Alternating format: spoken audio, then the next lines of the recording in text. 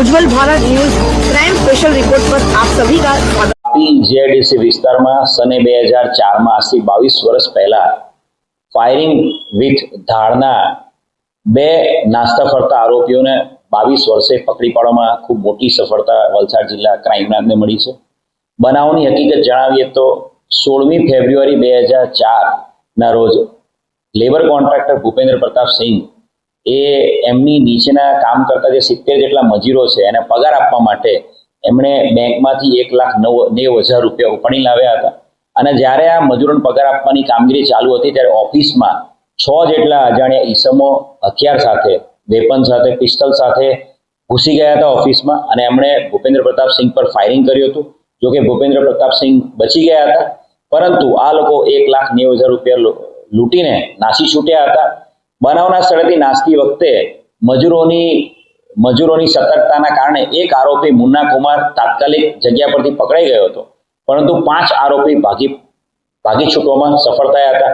આ આરોપીઓમાંથી સંતોષ અને છોટેલાલ એ જે તે સમયે ગુનો કર્યા બાદ પોલીસની ટીમ દ્વારા મહેનત કરવાના કારણે એ પકડાઈ ગયા હતા, પરંતુ 3 આરોપી છેલ્લા 22 વર્ષથી નાસ્તા ફરતા હતા.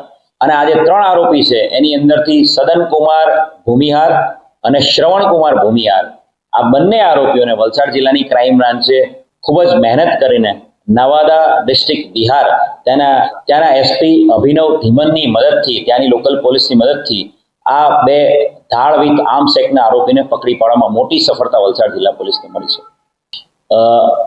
જે રીતે છેલ્લા 2 મહિનાથી વલસાડ જિલ્લાની સમગ્ર ટીમ, ખાસ કરીને ક્રાઇમ બ્રાન્ચની ટીમ અલગ અલગ નાસ્તા ફરતા આરોપી, ખાસ કરીને ગંભીર ગુનાના આરોપી પકડવા માટે મહેનત કરી રહી છે. એમાં સૌથી પહેલા તો આ નાસ્તા ફરતા આરોપી જે છે એના ગુનાના કેસના કાગળો ચકાસવામાં આવ્યા હતા. સાથે સાથે જે પકડાયેલા આરોપી છે એમના સ્ટેટમેન્ટ્સ જોવામાં આવ્યા હતા અને એના આધારે આ જે નાસ્તા ફરતા આરોપી સદન અને શ્રવણ છે એમના ચોક્કસ એડ્રેસીસ આપણને મળ્યા હતા. એમના એડ્રેસીસની સાથે સાથે ક્રાઇમ બ્રાન્ચ દ્વારા એ જે ગામમાં એમનું એડ્રેસ બતાવતું ત્યાંના વોટર લિસ્ટ પણ ચેક કરવામાં આવ્યા હતા અને એના આધારે ક્રાઇમ બ્રાન્ચ દ્વારા નવાદા બિહારમાં ઇન્ફોર્મર્સ ઊભા કરવામાં આવ્યા હતા. અને એ ઇન્ફોર્મર ઊભા કરવાના કારણે એક ચોક્કસ હકીકત મળી હતી કે સદન અને શ્રવણ આ ચોક્કસ સમયગાળા દરમિયાન ગામમાં આવેલા છે અને ગામમાં જ હાજર છે. અને એ હકીકત આધારે એસપી નવાદા અભિનવ ધીમનનો કોન્ટેક્ટ કરવામાં આવ્યો હતો અને એમની મદદના આધારે વલસાડ જિલ્લા પોલીસને આ બંને નાસ્તા ફરતા આરોપી પકડી પાડવામાં સફળતા મળી છે.